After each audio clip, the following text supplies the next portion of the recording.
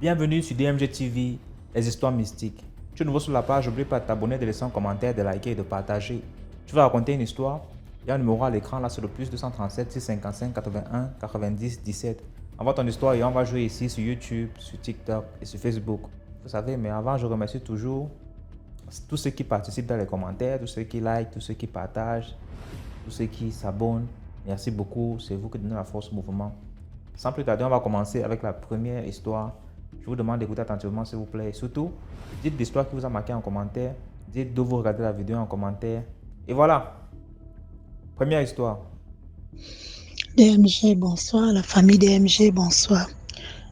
C'est Prestige. Je vais vous raconter une histoire que j'ai vécue à l'époque. On va appeler mon père spirituel à l'époque, on va l'appeler Patrick. Et l'autre père, enfin l'autre monsieur aussi qui initiait, on va l'appeler Pierre.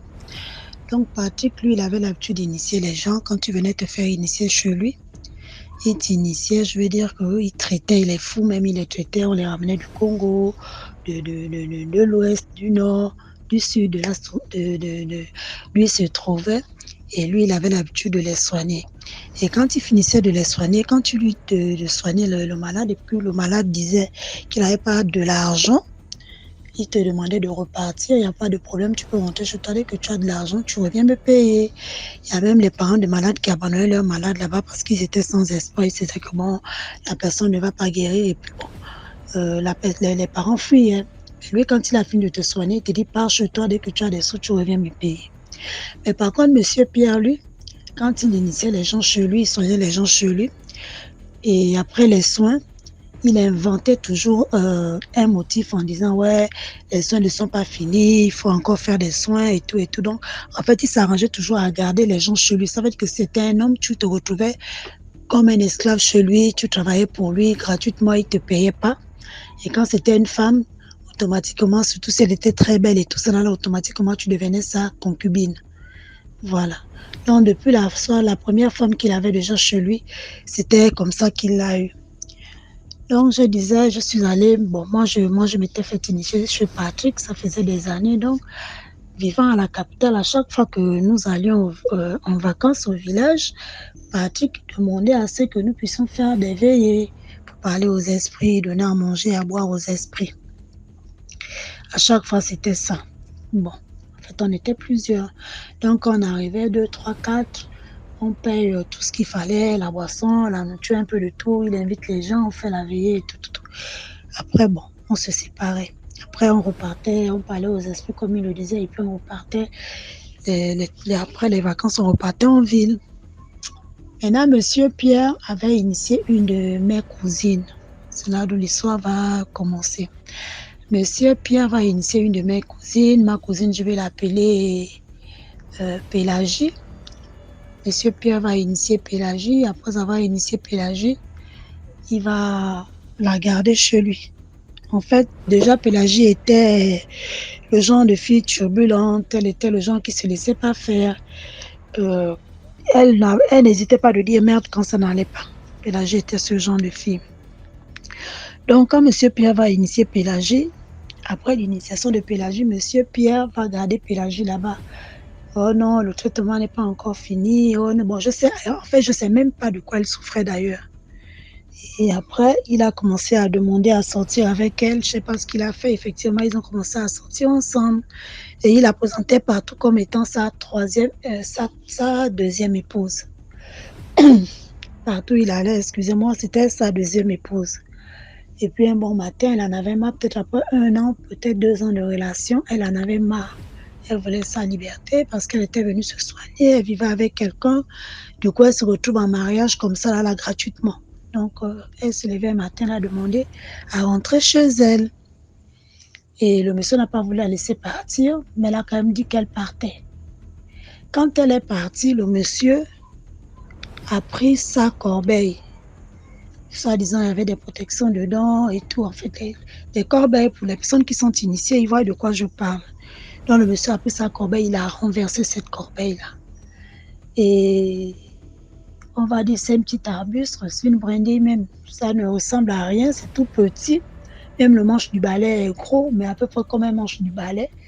On appelle ça dans l'initiation, on va dire que c'est ton témoin, que c'est une partie de toi quand tu te fais initier. Donc c'est comme ça qu'il va prendre ce petit arbuste-là, il va abattre ça, il va découper cet arbuste-là. Après découper ça, elle est partie, subitement elle est tombée malade. Quand elle est tombée malade, ça consistait que nous, on était venus les vacances là. Donc moi, je suis partie chez Monsieur Patrick, que je m'étais fait initier et tout ça. Elle a demandé qu'on l'amène à l'hôpital. On l'a amenée à l'hôpital, mais ça n'allait pas. Elle n'arrêtait pas de vomir le sang. Suite à l'acte que son père d'initiation avait fait, verser sa corbeille et couper le petit arbuste là avec une machette. Bon. Et c'est comme ça qu'elle a commencé à vomir du sang. Pendant qu'elle était à l'hôpital, elle a demandé qu'on l'amène chez Monsieur Patrick parce qu'il avait sa renommée en tout cas. Quand on l'a amené chez Monsieur Patrick a dit que lui ne peut pas rentrer au milieu, c'est une affaire de père et fille. En même temps, ils sortent ensemble, donc c'est une affaire de couple. Il ne peut pas interférer là-dedans, mais ce qu'il peut faire, c'est interpeller l'autre, dire que tu es déjà le père et finalement c'est ta femme. Fallait pas couper l'arbuste en question, fallait pas verser sa corbeille. Maintenant, la fille est malade, il faut la rétablir, donc la soigner. C'est comme ça que finalement, on l'amène là-bas et lui va interpeller Monsieur Pierre. Mais Monsieur Pierre n'est jamais venu. Donc, on dormait au sol parce que quand on est initié, on dort au sol sur les nattes. Et ma cousine, qui était la fille du frère de ma mère, direct, hein, on était cousine de sang. Elle était allongée en face de moi, elle n'arrêtait pas de vomir le sang. Elle tout son sang, j'ai vu ma soeur se vider de son sang. Elle n'arrêtait pas de pleurer et m'appeler après moi. On va dire comme ça, Prestige, s'il te plaît, sauve-moi. Tu t'es initié avant moi, sauve-moi. Tu es ma grande soeur dans l'initiation et tout, sauve-moi. Elle n'arrêtait pas de dire ça. Mais c'est vrai quand même qu'à l'époque, si j'avais le pouvoir de lui sauver, je l'aurais fait. Parce que j'ai vu ma soeur se vider de son sang et après elle en est morte. Et voilà.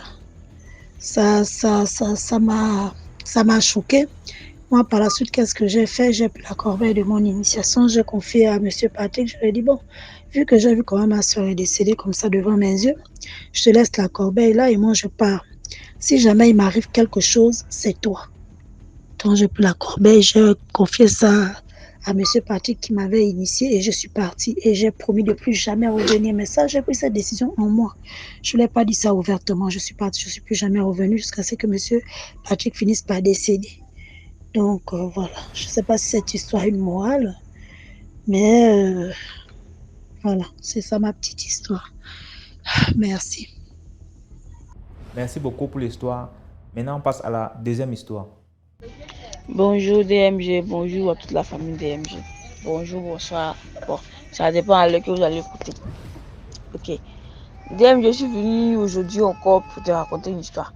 Les autres histoires, je ne sais pas si tu as publié, mais je viens de te raconter l'histoire, ça là. C'est l'histoire que ma grand-mère nous a racontée. Elle parlait d'un monsieur. Ils étaient dans le même village. Le monsieur était avec sa femme. Ils étaient ensemble, bien chic, tout ça là. Il est parti dehors de ses valvales, il a trouvé une copine là-bas. Il était avec la copine. Sa femme faisait discours avec lui, à chaque fois elle fait discours avec lui. Donc, il allait expliquer ça à sa copine là. Sa copine l'a conseillé d'aller voir un marabout. Je suis allé voir le marabout là.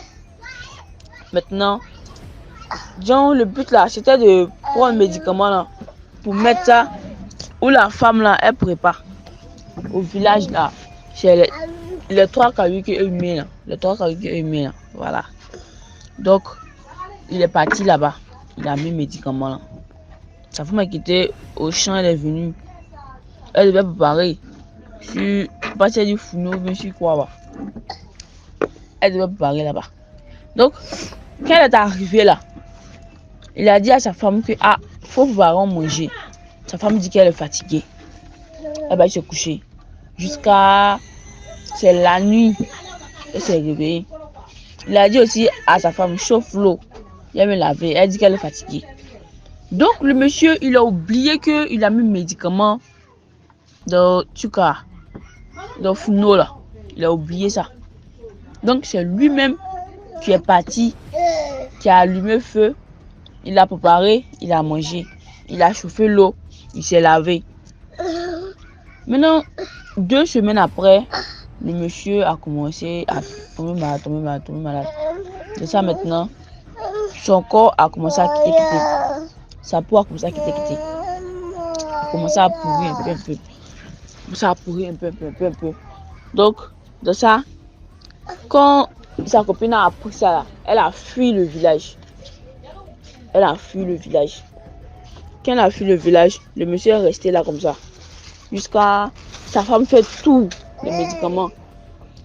Quand elle le soigne, elle prend les médicaments même pour le soigner, c'est là même, ça s'aggrave. Son ventre maintenant a commencé à pourrir. Son ventre a commencé à pourrir. Quand son ventre a commencé à pourrir, il dit, quand elle a expliqué, son intestin c'est sorti. Intestin c'est sorti, c'est à côté quand tu vois intestin.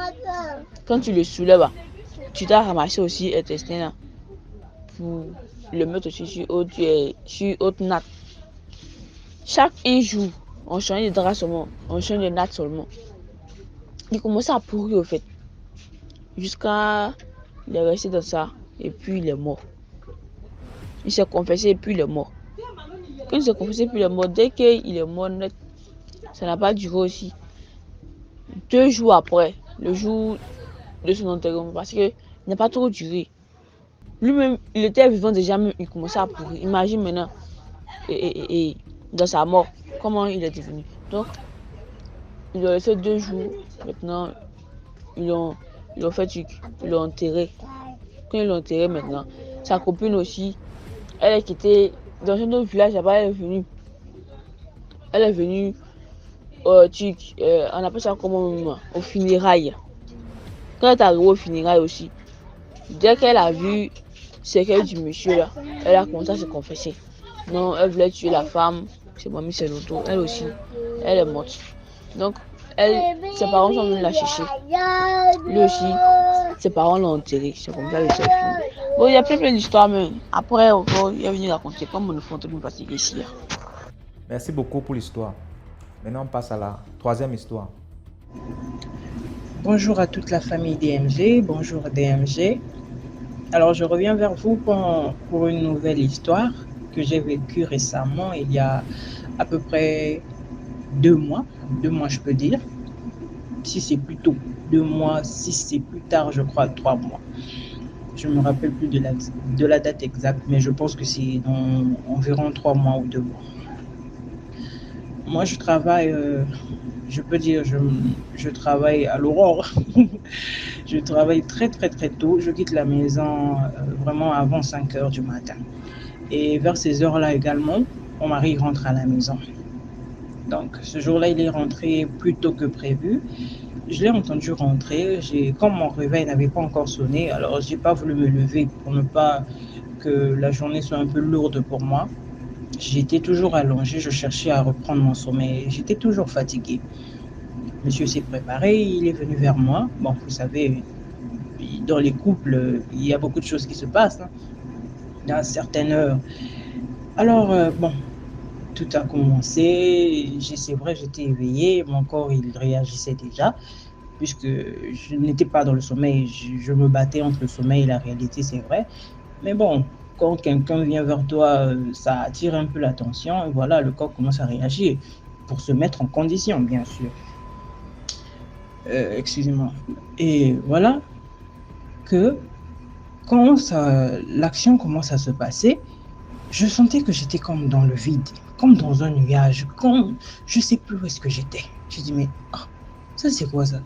Je me suis dit, c'est peut-être parce que je suis encore fatiguée, je ne suis peut-être pas concentrée, ou qu'à cet instant, quand je l'ai vu s'approcher de moi, je me suis dit, celui-là, il va encore me couper mon sommeil que je suis en train de chercher à récupérer là. Je me suis dit, c'est peut-être parce que j'avais un peu boudé au fond de moi que ça arrive. Mais j'étais déjà concentrée, j'étais déjà connectée. Mais qu'est-ce qui se passe?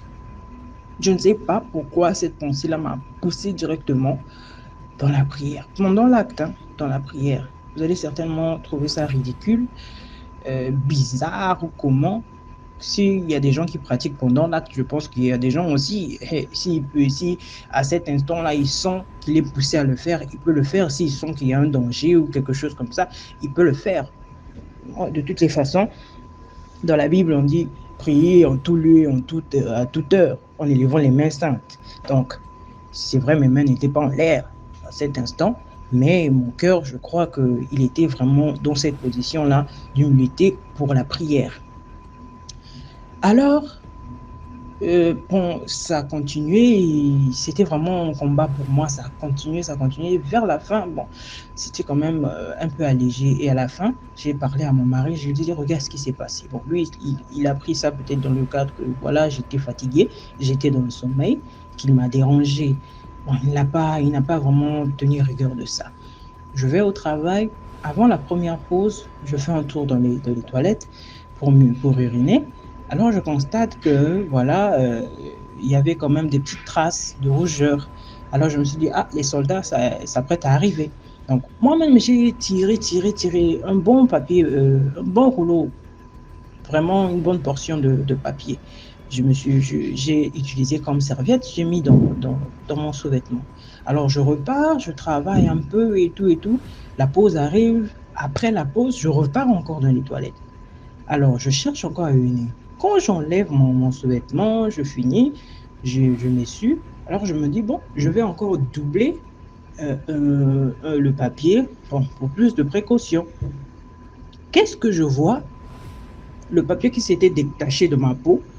Alors je cherche maintenant à prendre le nouveau papier, à mettre en dessous du papier que j'avais déjà mis. Qu'est-ce que je vois entre le papier et mon slip? Je ne sais pas si c'était une mouche, ou c'était une guêpe, ou c'était... Non, c'était même pas une abeille parce que l'arrière-train des abeilles est gros. L'abeille, là, je ne sais pas si c'est une mouche. Vraiment, son corps était long. Son corps était long et des ailes longues. Elle était encore en vie. Donc, je sais, la mouche, je sais pas, la guêpe, quoi, là. C'était pas la guêpe, en tout cas, c'était pas la mouche, mon frère. C'était pas ça. Parce que le corps de la mouche, là même, tout le monde, on connaît. J'ai dit, Zambe, ça, c'est quoi ça? Donc, j'ai commencé à crier, Donc, avec la panique, là, je cherchais à enlever. Donc, je me suis dit, je vais même arracher ma peau, je vais jeter mon slip, je vais faire comment? J'ai dans la panique, là, je commence à enlever, là. Je vois le truc bouger comme ça. J'ai dit, tu as envie, tu es entré ici, là, comment? Moi-même, j'ai pris le papier, j'ai bien emballé dans mes mains comme ça. Et puis, dans les rouleaux de toilette, là, c'est bien gros comme ça, c'est transparent, la boîte est transparente. Tu vois, quand le truc sort, toi-même, tu vois aussi le papier des deux côtés. Le truc, là, c'est accroché à quel moment? Si ça devait planer, là, dans la salle, là où moi j'étais, j'allais voir. Et peureuse que je suis, vraiment, ne supportant pas les insectes volants comme ça, avec des grosses ailes, même le cafard fait fuir. Mais ça, là, j'allais pas rester dans la salle. J'allais fuir. Mais comment toi là tu t'es installé? J'ai dit, mais ceux qui vraiment j'avais pas enlevé, j'avais pas mis le papier là. Donc, Kota, il allait entrer. J'ai dit, tu allais entrer où? J'ai dit, quand j'ai tiré là, j'ai jeté dans les toilettes. Alors, l'insecte en question s'est noyé un peu. Comme on venait de nettoyer les toilettes, là, il y avait la mousse et tout. L'insecte en question s'est noyé. J'ai chassé directement, le truc est parti. Je suis sorti de là, je tremblais comme ça. C'était surréaliste pour moi. J'ai dit, En fait, je n'arrivais pas à me faire le scénario. Mais à quel moment cet insecte-là s'était produit là? Je n'arrivais pas à trouver de réponse. Alors, comme je n'ai pas trouvé de réponse, ce que j'ai fait, c'est quoi? J'ai photographié, avant de chasser, j'ai photographié l'insecte. J'ai photographié, j'étais paniqué, j'appelle ma soeur, là, elle décrochait pas, j'appelle ma mère, elle décrochait pas, j'appelle mon frère. J'ai dit, Yoka, regarde regarde comme ça. La situation, il dit, ça c'est quoi? Alors le soir, lui, il en parle aux parents. Avant, le soir, chez eux là-bas, chez moi, c'était encore le jour. Alors, quand mon mari vient me prendre, je dis, mais chérie, regarde telle chose. Je dis, Tu es sûr que c'est pas entré pendant que tu te changeais? J'ai dit non. Si ça volait, ça planait autour de moi, j'allais voir et ça allait me paniquer, j'allais certainement sortir de là. Il dit, il était vraiment dubitatif. Moi, j'ai dit, oh, moi, je sais ce que j'ai vu, je sais ce que j'ai ressenti. Si tu veux, je peux te montrer même la photo. Elle est là. Tu n'arrives pas à te représenter ce que c'était. Moi-même, j'ai mis le papier. Moi-même, dans mon j'ai checké comme ça. Il n'y avait rien autour de moi. Et là, que je ne rien. Les côtés nous tous on sait que quand quelque chose entre même dans ton habit par derrière là, si tu as le cinglet, tu as le caleçon, ça entre là, ça reste par le trait des fesses là, excusez-moi, ça reste entre les deux jumelles là. Même quand ça entre dans le t-shirt par devant, ça reste entre les deux jumelles de devant, ça descend pas. Ça entre comment? Et puis un truc encore, on vit. Ma mère, quand elle apprend la situation, le soir, elle m'appelle, me dit, oh, mais toi, tu m'as pas dit le lendemain, je crois. Oh, mais toi, tu m'as pas dit ce qui t'est arrivé. J'ai dit, oh, maman Tika, regarde un peu. Elle dit, oh, mais là, on est miré au bébé, ça y est. Moi, j'ai dit, oui, exactement, ça allait vraiment venir détruire ma vie. J'ai dit, oh, mais je comprends alors pourquoi, à l'instant, quand j'ai, comment on appelle ça, senti ça, directement, l'Osambo, j'ai commencé à prier au fond de mon cœur. J'ai dit, ah, si j'avais négligé. Ce sont des choses comme ça qui se matérialisent. Quand on te dit que les sorciers viennent par des cafards, des quoi, je ne savais pas. Ça, là, moi-même, j'ai vu. J'ai dit, ouais, Kindoki, Eza. Eza. En tout cas, tu as dans ma famille, vraiment, en tout cas. Si la famille là te cherche, quand on te cherche, les gens sont prêts à tout, même à ruiner ta vie. Parce que imaginez un peu que le truc là entrait là-bas. Ça entrait, ça allait disparaître, certainement mystiquement, ça allait disparaître. Mais non, moi là, est-ce que j'allais encore avoir un sentiment envers mon mari? Est-ce que j'allais encore sentir quelque chose? J'allais sentir vraiment comment ruiner les vies des gens comme ça. Comment ruiner les vies des gens comme ça. Vraiment, en tout cas, famille, je vous interpelle, priez. Priez vraiment, ne laissez jamais rien. Même si tu es dans ta douche en train de faire la diarrhée, en train de quoi, si tu sens ton cœur te dire Sambela, prie. Faut prier. En tout cas, faut pas négliger, faut pas te dire non, j'aurai honte. Dieu va pas écouter ma prière parce que je suis nul. Quand on fait des cauchemars, parfois on est endormi, on a seulement le soutien sur nous, ou bien on a seulement la culotte là. Quand il fait chaud, bien comment on dort comme ça. Quand tu as attaqué dans la nuit là, tu fais comment? Tu sautes, non? Tu sautes, tu prends seulement directement le drap, tu attaches comme ça, tu pries. C'est ce qu'on fait. Dieu à cet instant, il écoute toujours la prière. Donc, même si tu es avec ton gars et que tu sens que là, la chose est bizarre, des fois, lui, il est mystique, tu pries dans ton cas.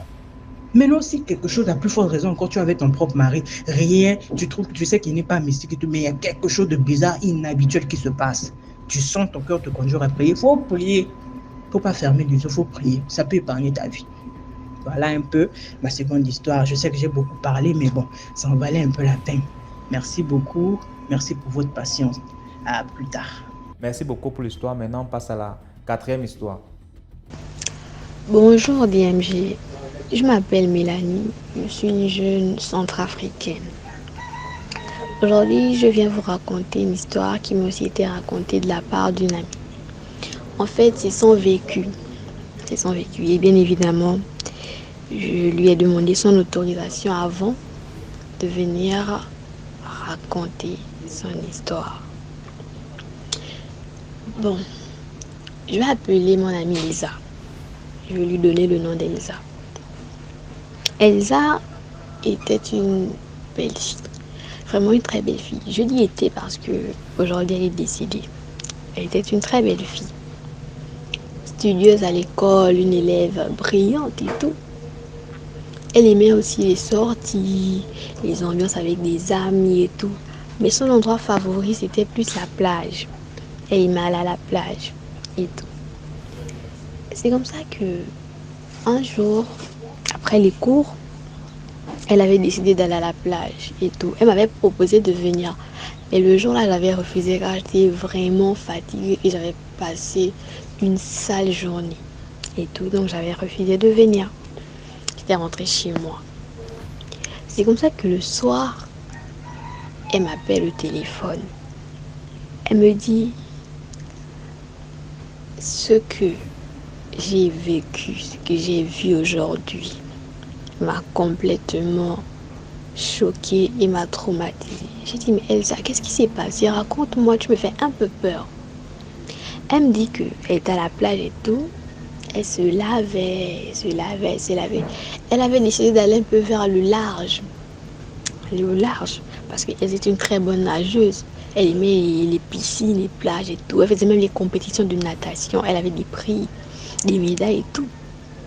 Elle avait décidé d'aller au large. Quand elle part au large, il y a eu le courant. Je vois, il y a eu des vagues qui l'ont fait couler en fait. Donc elle se noyait. Elle me disait qu'elle n'avait pas compris comment elle se noyait. Et quand elle se noyait, à un moment, elle était inconsciente. Et quand elle était inconsciente, elle s'est retrouvée carrément l'autre côté de la plage. En fait, l'autre côté de la plage, elle était au bord. Et tout, elle a commencé à paniquer parce que elle ne savait pas où elle se trouvait, elle ne savait pas quoi faire en fait, elle était en état de choc. Et c'est comme ça que, à côté d'elle, genre, elle a vu une grosse queue de poisson. Mais elle ne voyait pas tout le reste du corps en fait. Il y avait juste une grosse queue de poisson. En fait, c'était du genre, la queue était genre au bord de l'eau et tout. C'est comme ça qu'elle s'approche, la queue la rentre vite dans l'eau. C'est comme ça que elle voulait plonger, elle voulait carrément nager pour retrouver, pour retourner à la plage et tout. Courageuse, elle nageait. Et quand elle nage comme ça là, elle se rend compte que elle respire dans l'eau. Donc elle a commencé à nager. Et elle a nagé avec une vitesse jusqu'à ce qu'elle est revenue à la plage et tout. C'est comme ça que quand elle revient à la plage comme ça, elle rentre chez elle. Quand elle se lave, elle sent sur son dos les branchies de poisson là. Les branchies de poisson, elle avait ça. Et quand elle touche son dos, elle sent des écailles et tout. Tout d'un coup, ses doigts étaient devenus palmipèdes. Elle avait déjà des pattes de canard en fait. Elle avait déjà des doigts palmipèdes et tout. Comme si elle était déjà en train de se transformer et tout. Elle s'est vite essuyée. Elle a porté de longs vêtements pour ne pas qu'on puisse la voir. Tout ça, elle est dans sa chambre. Elle me fait l'appel. Vidéo. Et quand elle me fait l'appel vidéo, elle me montre. Je crie. J'étais vraiment choquée. Et on a parlé. Et je lui ai demandé, t'es sûre que pendant ton moment d'inconscience, tu n'as pas... je sais pas. Je savais même pas quoi lui dire. Elle me dit qu'elle-même, elle est dépassée. Et tout. Elle avait déjà même peur d'aller à la plage. Elle avait même déjà peur d'aller à la piscine. Quand il y avait des sorties, quand on disait qu'on partait à la piscine, elle ne venait pas. Elle se renfermait. 2 jours, 3 jours, elle ne partait pas à l'école. Mais ses parents ne savaient pas qu'elle ne venait pas à l'école parce que ses parents partaient au travail le matin et ils revenaient le soir. Et elle partait à l'école en matinée et elle rentrait vers l'après-midi et tout. Donc, elles peuvent mentir de porter la tenue de l'école et tout. Partir et en fait elle s'est arrangée à ce que ses parents ne sachent pas que elle ne partait pas à l'école. C'est comme ça que un jour elle m'a appelé que viens un peu me voir parce que là je crois que ça ne va pas. Tout son bras gauche était déjà rempli d'écailles, mais vraiment d'écailles, ses yeux avaient changé, elle avait déjà des yeux tirés, des yeux de chat, mais vraiment des chats. Ses mains, elle avait déjà des doigts palmipèdes. En fait, c'est comme si elle était en train de devenir une sirène. Et ses pieds étaient déjà collés. Ça jure que elle pouvait même plus se lever ou faire quelque chose parce que ses pieds étaient collés. C'est comme ça que moi, personnellement, je lui ai dit, faut voir un pasteur Parce que moi, personnellement, les choses de Nganga, les féticheurs, les tradipraticiens, tout ça, moi, c'est pas trop... J'aime pas trop ce genre de choses, tu vois, parce que je crois pas vraiment en tout ça. Elle a dit que, oh, est-ce que le pasteur va accepter de se déplacer pour venir se cacher chez elle et tout? Tout ça, ses parents n'étaient pas au courant. Ses parents, c'est les gens qui n'étaient pas trop à la maison et tout. C'est que on a contacté un pasteur qui s'est déplacé. Et le pasteur là était choqué. En fait, c'est comme si il sentait que là, il ne pouvait même rien faire là. Il a prié. Il m'a pris à côté de me dire que l'affaire de ton ami là n'est pas claire. Essayez un peu d'aller voir des tradipraticiens et tout. Les tradipraticiens, il a dit oui, essayez un peu. On part. J'appelle quelques amis à nous. J'étais obligée d'appeler quelques amis à nous pour nous aider à la transporter. Et ils étaient au courant maintenant. Ils étaient déjà au courant de la situation de notre amie Elsa en fait. Ils étaient déjà au courant de ça. Et ils avaient même peur. Ils ne voulaient même pas la soulever. Ils ne voulaient même pas nous aider en fait. Donc c'est comme ça qu'on a emmené, on est parti chez un tradipraticien. 2 jours, 3 jours, ses parents appellent où on cherche Elsa. Parce qu'on a laissé chez le tradipraticien. Parce qu'il a dit qu'il fallait 1 semaine, il fallait l'initier, il faut qu'elle aille voir les esprits et tout. Donc, on laisse 1 semaine, c'est pas on cherche. On était obligé d'informer ses parents de la situation. Déjà obligé d'informer ses parents de la situation. Et effectivement, ses parents se sont bien fâchés. Mais vraiment fâchés contre nous. Car on pensait pouvoir régler ça seul. Et ça s'empirait. Elle est déjà devenue une sirène. C'est ça que les parents débarquent chez Lunganga. Nous aussi, on était là-bas. Moi et les 2 amis en question qui m'avaient aidé à la transporter chez Lunganga. C'est que dès que le Nganga voit la mère de Elsa, il dit, toi, tu connais ce qui arrive à ta fille. Après, maintenant, c'est que elle dit, non, comment ça, je connais quelqu'un de ma fille, puis je ne vais pas l'aider. C'est que Nganga demande à Elsa de raconter comment ça a commencé. Elsa raconte qu'elle était partie à la plage et tout. La mère pète le câble. Elsa, je t'avais déjà dit quoi? Je t'avais déjà dit de passer dans les plages, les piscines. Je t'avais demandé d'arrêter ça. Mais comme tu es têtu, tu ne m'écoutes pas.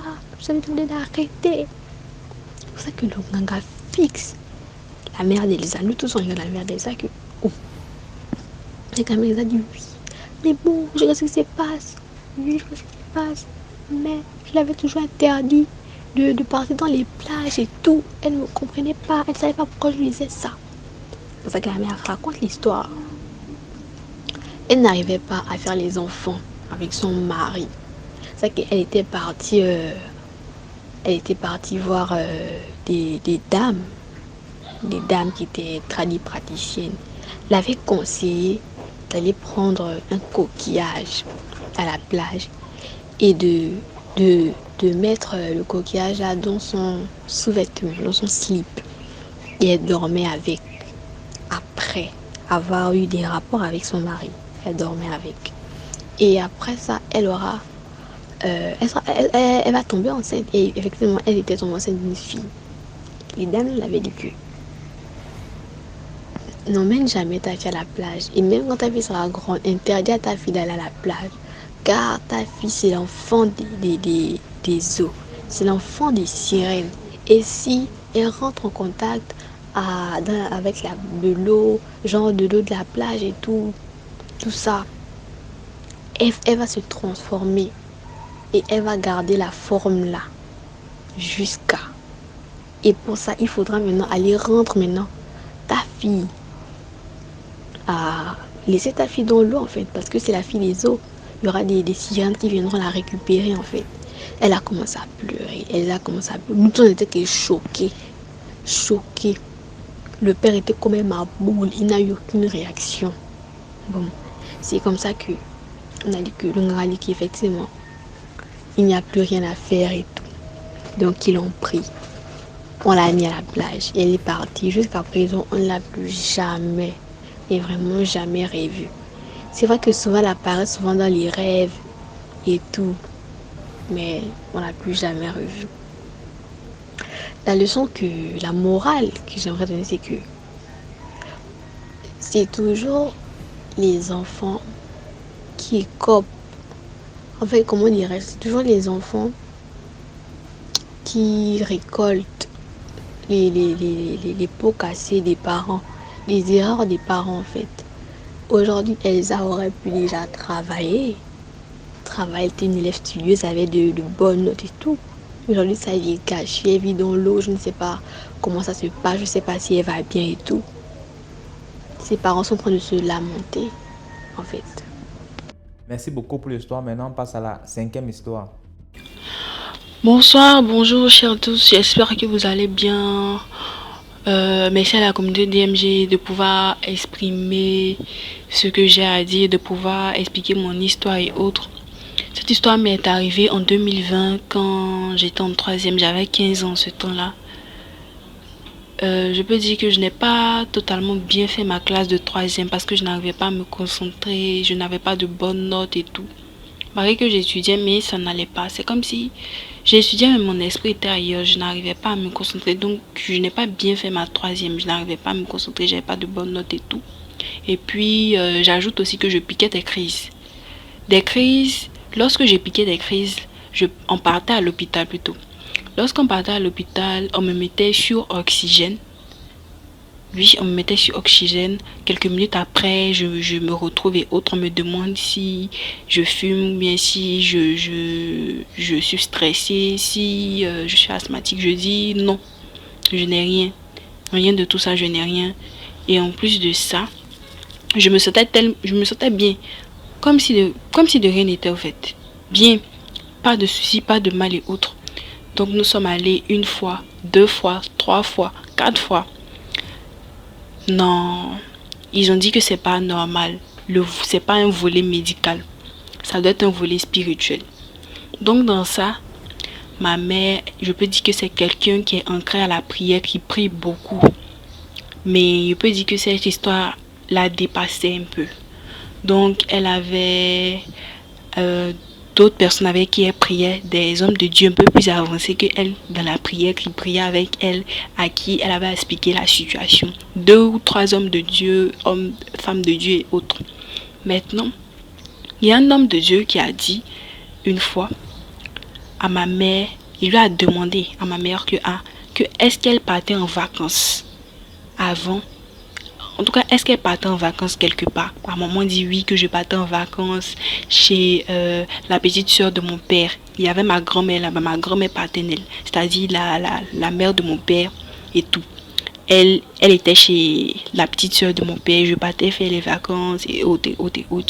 Donc le monsieur lui a demandé que c'est durant ces vacances-là que quelque chose s'est passé. On dirait que c'est la grand-mère là qui lui a donné un truc, c'est-à-dire elle a mangé et puis le reste de sa nourriture, on dirait elle a donné à la petite. Maintenant, il a expliqué que c'est une petite au fait, donc elle peut pas, je sais pas, dire non ou quoi que ce soit, mais bon, elle a pris la nourriture. C'est en prenant la nourriture que il y a eu un échange, c'est-à-dire comme si la vieille, elle savait que son heure était arrivée, donc elle lui a légué son héritage, la sorcellerie et puis l'esprit de mort, quelque chose comme ça.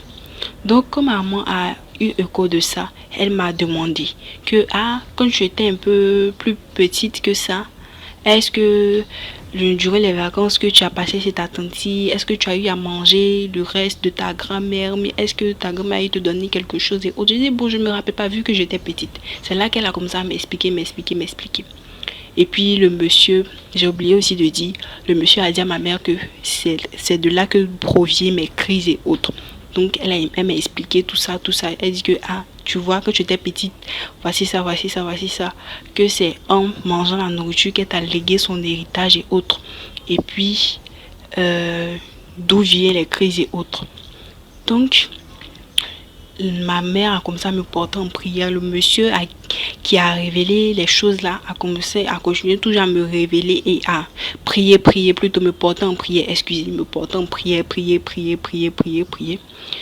Maintenant, une fois, je ne sais pas, ma mère m'a envoyé dans la cuisine. Lorsqu'elle m'a envoyé, je sais pas. Vu que je savais déjà que ma grand-mère, quand j'étais petite, m'a fait un échange, me donnait la sorcellerie, l'esprit de mort. J'avais tellement mal, je me disais que non, mais grand-mère, pourquoi, au fait? De toute façon, voilà, c'est ma grand-mère. Donc, pourquoi elle m'aurait fait ça? Ça, c'est quelle preuve d'amour, ça? Tu dis pourtant m'aimer, puis regarde ce que tu me donnes. Ça, c'est quel héritage? Moi, je vais faire quoi avec ça? Donc dans ça, j'étais dans la cuisine, comme je disais, j'ai pris un couteau, j'ai allumé la gazinière, puis j'ai mis le couteau sur la gazinière pour faire chauffer le couteau. Lorsque le couteau a chauffé, c'était devenu bien chaud, je l'ai planqué sur mon bras. Je sais même pas quel esprit, je sentais que ce n'était pas moi. Comme si une voix me parlait pour dire que prends le couteau, vas-y, ouvre le gaz, ouvre la gazinière, mets le couteau sur le feu, quand ça va chauffer, mets ça sur ton bras. Je sais pas, c'est comme si j'étais téléguidée par quelque chose. Donc lorsque j'ai fait, je l'ai mis sur mon bras et tout, je sentais comme si quelque chose s'est coupé au fait. Quelque chose s'est coupé en moi. Donc, comme si, je sais pas, mes veines ou bien, en tout cas un truc. Je sentais qu'un truc m'a lâché au fait, un truc s'est coupé. Donc le truc s'est coupé, je me sentais étourdie et je suis tombée. Lorsque je suis tombée, ma mère, toujours, elle prie tellement cette femme-là, même quand elle est en train de faire un truc. C'est vrai que elle peut ne pas prier extérieurement, mais intérieurement, elle est en train de prier. Donc, tout ce qu'elle fait, ma mère prie. Donc, dans ça, en train de prier quelque chose, l'Esprit de Dieu lui dit que, va voir ta fille qui est dans la cuisine.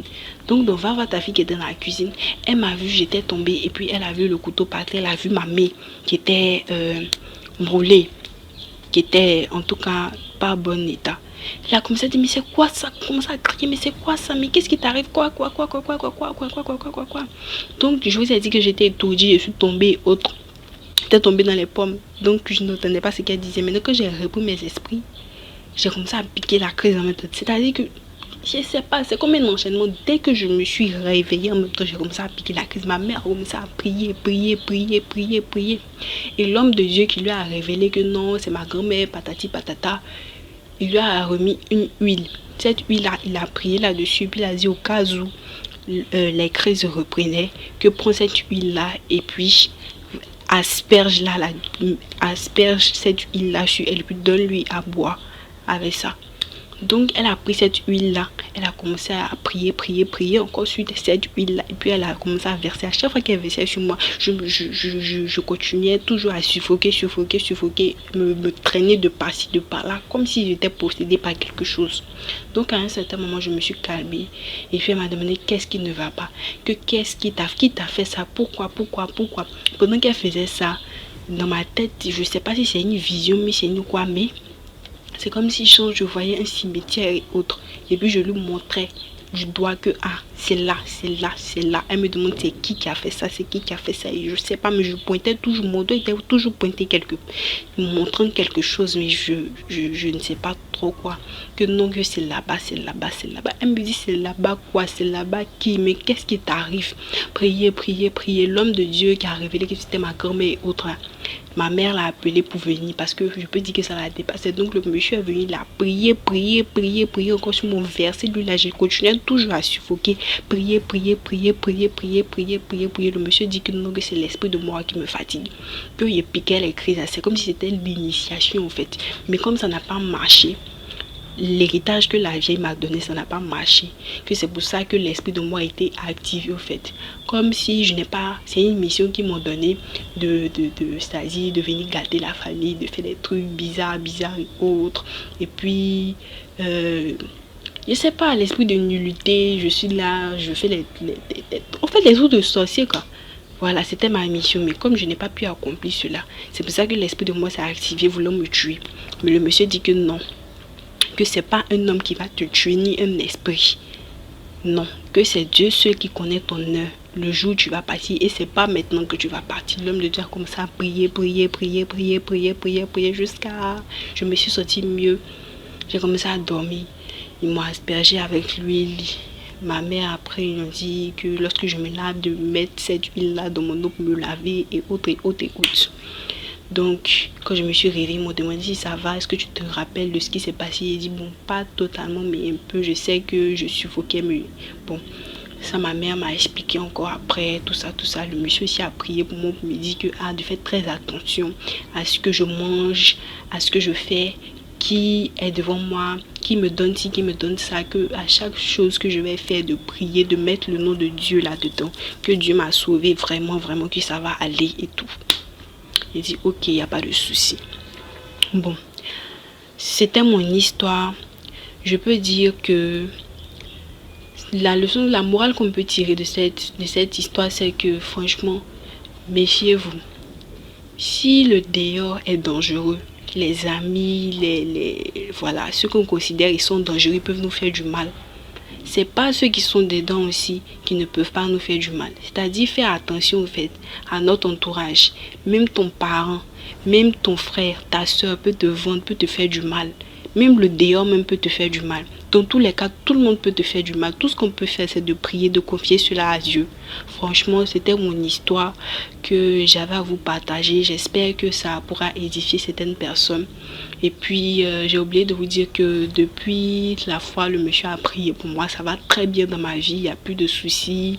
J'arrive à m'en sortir à l'école. Il n'y a pas de soucis. Je ne pique plus de crise aussi. Je peux dire que c'est fini définitivement en fait. Aujourd'hui, j'ai 17 ans. Je suis une jeune fille épanouie et autres. Mais je continue toujours de louer le nom de Dieu. Je continue toujours de me méfier et autres. Et puis, en tout cas, tout va bien dans ma vie. Je remercie vraiment le Seigneur. Et puis, comme je disais aussi, la morale qu'on peut tirer, c'est de faire attention. Le dehors comme le dedans est dangereux. C'est à nous d'avoir le discernement. C'est à nous de prier, de savoir qui est bien, qui n'est pas bien. Franchement, qu'on se méfie, au fait. Qu'on se méfie. Tu peux dire que non, que c'est mon parent, il peut rien me faire, mais c'est lui qui va te faire ça. C'est lui qui va te faire ci. Franchement, prions. C'est tout ce que je peux dire. Prions vraiment. Prions vraiment. Parce que sans Dieu, nous ne pourrons pas. Franchement, si ce n'était pas l'aide de Dieu, je me demande si est-ce que j'allais être là pour vous expliquer cela. Franchement, merci à la communauté, merci à tous ceux qui veulent écouter, aimez la vidéo, partagez, mettez les commentaires. J'espère que cette histoire vous a plu, qu'elle vous a édifié. Merci, que Dieu vous bénisse. Merci à la communauté DMG, que Dieu vous bénisse en ensemble. Amen. Merci beaucoup pour l'histoire. Maintenant, on passe à la 6e histoire. Commentez, likez, partagez. Donc, écoutez la 6e histoire. DMG, bonsoir, c'est Prestige. Je viens vous conter une histoire que j'ai vécue. Et c'était une de mes amies, je vais l'appeler Michel. Michel était une amie avec qui, à l'époque, nous baladions ensemble. Et on a partagé beaucoup de choses ensemble. Sauf que moi, je travaillais à l'époque dans un snack bar. Donc, du coup, elle avait aussi d'autres amis que moi, je ne fréquentais pas du tout. C'est comme ça que Michel va rencontrer un blanc. On va dire un blanc d'une très grande boîte de pétrolier ici au Gabon. Et les deux vont se mettre ensemble. Mais je vais l'appeler Stéphane. Bon, monsieur Stéphane, lui, pratiquait. Il était dans la loge. Et Michel, elle ne le savait pas. Mais il était prêt à tout se plier. Il se pliait à 4 pour elle et tout. Un jour, elle m'a invité chez elle. Je suis allée voir lui. Elle vivait l'opulence en fait. Elle vivait l'opulence. Du jour au lendemain, elle avait changé de vie. Elle avait changé d'amitié. Waouh, c'était l'opulence totale. Donc, les copines qui n'ont rien comme de nous, nous autres là, elle avait plus notre temps. Elle a commencé à se familiariser avec les filles de la haute sphère, je sais pas, des mannequins, les filles des ministres et tout ça, parce que elle avait de l'argent à dépenser, elle était maintenant véhiculée, voilà, elle fréquentait les mêmes milieux que ces personnes-là, si bien que nous, dans les petits snacks là et tout, elle n'avait plus notre temps, elle n'avait plus le temps de notre amitié. Mais quand même, nous étions des amis. Et c'est comme ça qu'un jour, elle va fouiller la maison de Stéphane, où elle vivait avec Stéphane. Elle fouille la maison, elle va voir un gros livre bleu. Elle dit, je sais plus, ça fait longtemps, bleu ou rouge, en tout cas je pense que c'était un livre rouge. Elle a dit, et elle dit, dans le livre, quand elle ouvre le livre, elle voit la photo de monsieur Stéphane. Mais sauf que Stéphane, dans cette photo, n'est pas... En fait, il est en vie. Il a envie, en fait, il arrive à cligner les yeux et tout ça. Mais elle ne comprend pas. Mais comment la photo peut faire les mouvements? Genre, lui suivre du regard, me regarder à gauche ou à droite selon ce qu'elle est en train de faire, puisqu'elle est en train de fouetter dans cet album-là. En fait, ce n'est pas un album, c'est un livre de magie.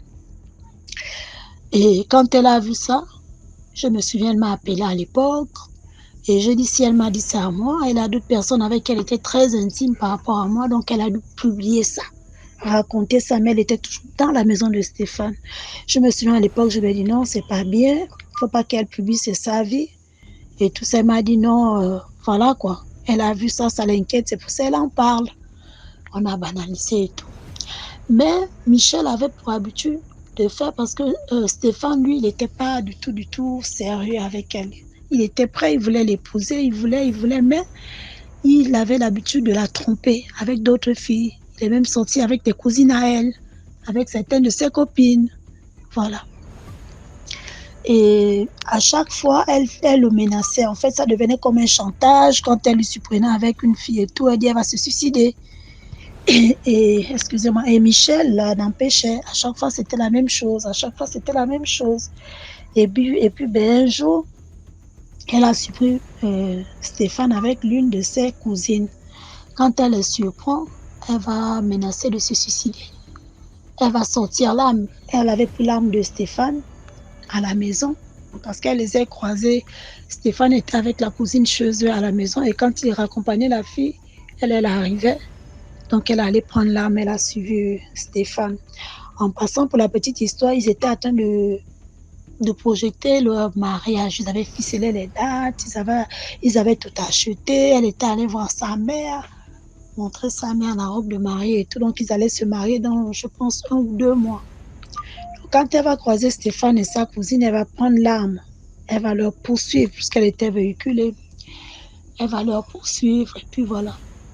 Elle va dire à Stéphane qu'elle va tirer sur lui et tout et tout. Bon, Stéphane va l'empêcher et puis voilà. Elle va se calmer. Stéphane va récupérer l'arme. Stéphane lui dit de rentrer à la maison, lui va arriver. Quand elle rentre à la maison, elle a commencé à faire du chantage à Stéphane comme d'habitude. Ouais, je vais me suicider et tout et tout et tout. Stéphane a dit j'arrive, rentre, j'arrive. Sauf que ce jour-là, quand elle est rentrée à la maison, elle a mis en exécution ce qu'elle avait l'habitude de faire. Parce que souvent, elle menaçait, mais elle ne le faisait pas. Mais là, je me souviens que c'est après qu'elle avait publié à presque toutes ses amies autour d'elle. À moi, elle m'avait dit aussi qu'elle a vu Stéphane pratique. Ils ont une chambre chez eux où elle ne doit pas rentrer. Il n'y a que Stéphane qui rentre là-bas. Elle a ouvert la porte, elle est rentrée. Elle a vu un livre, comme je disais tout à l'heure. Bon. Donc, c'est après qu'elle avait publié cette histoire-là autour d'elle. Et là, ce soir-là, elle a menacé de se suicider. Stéphane a dit, rentre, j'arrive. Sauf que quand elle est rentrée, Stéphane n'est pas venu. Stéphane allait déposer la fille avec qui il était. Stéphane a trouvé un parking. C'est même pas un parking. Il s'est garé sur la chaussée. Il a serré le trottoir. Il a baissé le siège de son véhicule. Il a dormi. C'était un directeur. C'est pas l'argent qui lui manquait pour aller prendre une chambre à l'hôtel ou bien quoi, non. Il a baissé le siège de son véhicule. Il a dormi. Parce qu'il savait que beaucoup de copines de Michel devaient passer par là et devaient reconnaître le véhicule. Donc, en fait, ça n'aurait pas... ça n'aurait attiré personne de penser qu'il était responsable de ce qui s'était passé. Donc, quand Michel rentre chez elle, elle va prendre les comprimés. Il paraît des désinfectants d'eau. Elle va les consommer. Quand elle va les consommer, elle va se mettre dans la baignoire pour aller se laver. On ne sait pas ce qui s'est passé. Elle est morte. Donc, Stéphane, lui, dort dans la voiture. Comme je disais, moi, par exemple, je sortais du travail où je travaillais à l'époque, vers les 1h du matin. Il était garé au carrefour du snack où je travaillais. Donc, beaucoup de nos amis fréquentaient cet endroit-là, en fait. Ils savaient qu'on devait le voir. Moi, par exemple, j'ai même cogné. Stéphane. qu'est-ce qui va pas? Pourquoi il nous, comme ça, du revers de la mer, pour nous dire que votre copine est fait chier, moi je dors là et tout. Nous l'avons laissé, moi je suis partie, j'étais pas seule, il y avait d'autres filles avec nous, avec moi autant pour moi qui... Et puis nous sommes partis, on l'a laissé là.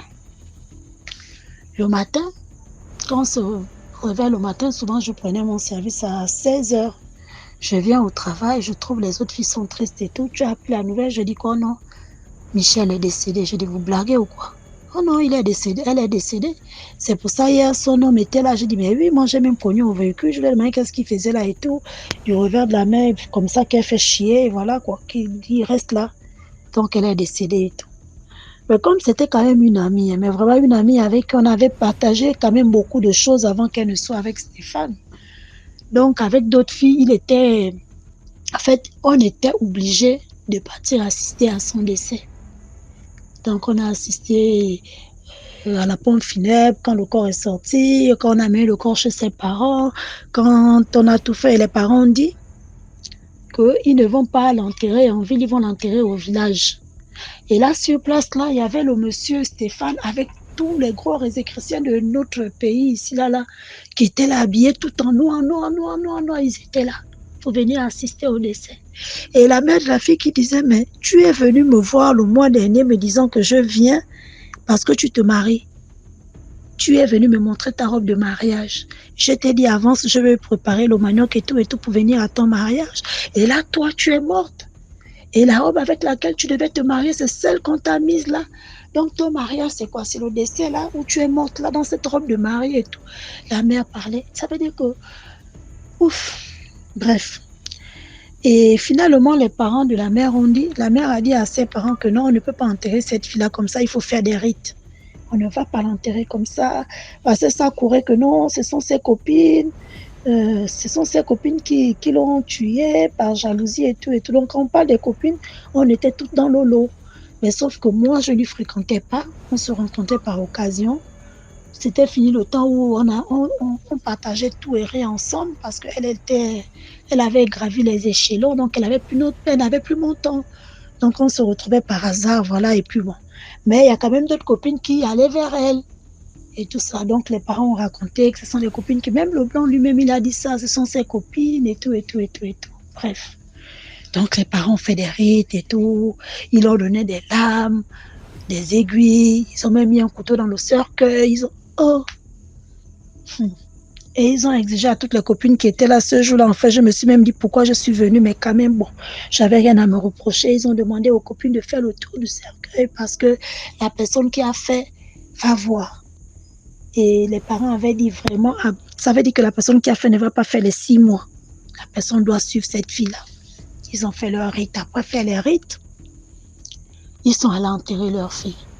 Même pas 1 mois, la rumeur commence à courir en ville. Oh, vous avez vu quoi? Mais le chien des neiges, bon, on avait surnommé son homme, quoi. Mais vous avez monsieur Stéphane. Donc, monsieur Stéphane partait de chez lui pour le bureau. C'était un directeur, je dis bien, d'une société pétrolière. Il partait de chez lui, de chez lui pour le bureau. Il se mettait en peignoir. Il mettait les babouches aux pieds. Un blanc, hein. Il démarrait la voiture. Il venait en plein centre-ville. Il garait la voiture. Peut-être à 2 km de son lieu de service. Et il revenait à pied, les mains en poche, pour venir au bureau. Tous les collègues ont vu ça. Les employés ont vu ça. Ah, qu'est-ce qui se passe? Mais moi, quand on m'a dit ça, j'ai dit que ce sont des histoires. Arrêtez-moi vos choses là. D'autres là-bas qui disent, oh non, donc là, il y avait des filles camerounaises, des filles guinéennes et tout, qui avaient l'habitude de sortir avec monsieur Stéphane, qui racontent, oh non, le blanc là, quand il te prend, il t'amène chez lui. Il ouvre la porte, il crie seul, il appelle sa femme. Michel, qu'est-ce qui va pas? Il y a l'eau dans la maison et tout. Il crie. Mais quand tu regardes à la maison, il n'y a pas l'eau. Ah, ça c'est quelle histoire ça? Et moi, je me souviens qu'elle était décédée dans la baignoire. Donc, il y avait des rumeurs qui ont couru comme ça, peut-être pendant 1 mois, mais 1 mois après, même pas 1 mois après le décès de la fille, je veux dire. Donc, les rumeurs ont couru au moins pendant 1 mois. J'ai dit, ah, moi, je suis le genre, j'aime faire le Saint Thomas. Et comme c'était vraiment l'amie de ma copine, hein, vraiment sans arrière-pensée, même quand elle était en vie, c'est quelqu'un qui venait dans mon bar avec ses collègues et tout, payer à boire à tout le monde, mais sans arrière-pensée, moi, je n'étais pas là-dedans. Donc, moi, quand les rumeurs l'ont couru, donc, du coup, un soir, je l'ai vu garer, je sortais du boulot, je l'ai vu garer. Et il parlait avec une fille. Quand la fille, bon, je ne sais pas de quoi il s'agissait, mais moi, j'arrivais pour prendre mon taxi. Et là, je suis venue vers lui dire bonsoir. Et c'est comme ça qu'il dit à la fille de partir. Il fait comme si c'est la fille qui le cherchait. Or que moi, j'ai bien vu que c'était lui-même qui s'était arrêté pour la fille. Je dis Stéphane, bonsoir. Ah, il me reconnaît. Bonsoir, Prestige. Je dis bonsoir. Ça va? Je dis oui. Ah, tu as fini il pouvait faire 2 heures du matin. Tu as fini de bosser? Je dis oui, mais dis, monte un coup. Je suis montée dans le véhicule. Il n'a pas démarré. Je suis montée, j'étais assise. On a échangé, je ne sais pas, même pas 5 minutes. Ça va? J'ai dit oui, ça va. J'ai dit, mais je ne vous vois plus au bar. Ah non, c'est des temps-ci et tout. Mais effectivement, je suis en train de constater qu'il a le peignoir. Il a les babouches aux pieds. Je dis rien. Et puis bon, je descends. Quand je descends, je lui dis au revoir. Il va prendre un billet de 10 000, il va me donner. Prestige, tu vas prendre ton taxi. Je dis merci. Oh non, à l'occasion, hein, on va venir et tout vous faire l'argent. Je n'aurai pas de problème. Monsieur Stéphane, je suis quittée, je suis partie. DMG, quand j'arrive chez moi, je veux dormir. J'écoute les pleurs dans mon oreille. Mais vraiment, je ne dormais pas. J'écoute les pleurs. Ça a commencé doucement jusqu'à ça a commencé à hurler, mais vraiment les pleurs. Ah! J'ai dit, mon Dieu, ça c'est quoi? Je me réveille. Je m'assieds sur le lit, mais j'écoute bien les pleurs. C'est pas que j'habitais, peut-être derrière chez moi, il y avait la brousse. Non, j'étais dans une cité. J'étais dans une cité. Les pleurs, les pleurs, les pleurs, les pleurs. Ah! J'ai reconnu la voix de ma copine et j'avais le corps qui sonnait. J'ai dit, pardon, je t'ai pas tué. Je pense qu'on était des copines. Si ton mari m'a donné 10 000, je ne lui ai pas demandé.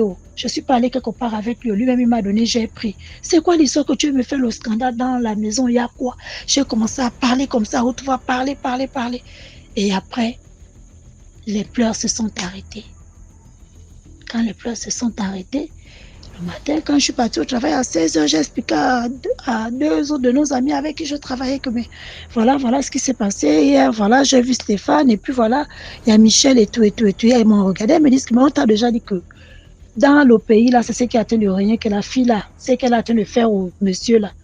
Quand elle embarquait les filles qu'il embarquait, les Guinéens, les Camerounais disaient que non, le blanc là, quand il t'embarque, à un moment il roule la voiture, tu vois, il crie Michel, arrête, lâche le volant, je vais faire l'accident, des trucs comme ça là. Ah.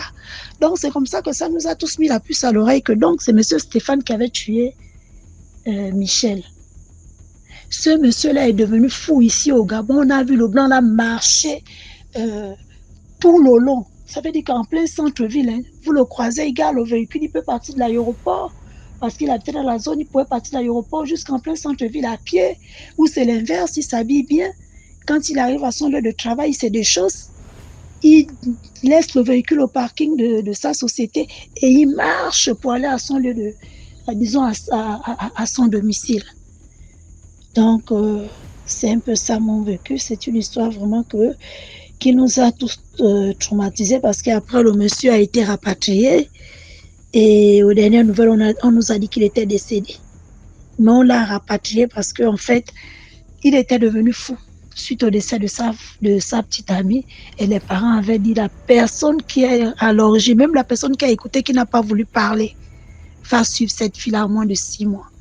Mais je vous jure, DMG, quand cette fille est décédée, ça n'a même pas fait 6 mois que ce blanc-là a commencé à délirer, que tout le Gabon, a fait tout Libreville, les filles qui sortaient les soirs là, n'avaient que ça dans la bouche. Oh le blanc là, oh le blanc là. Parce que lui voyait sa copine là partout, il voyait sa copine. Donc il t'appelait, il causait avec toi.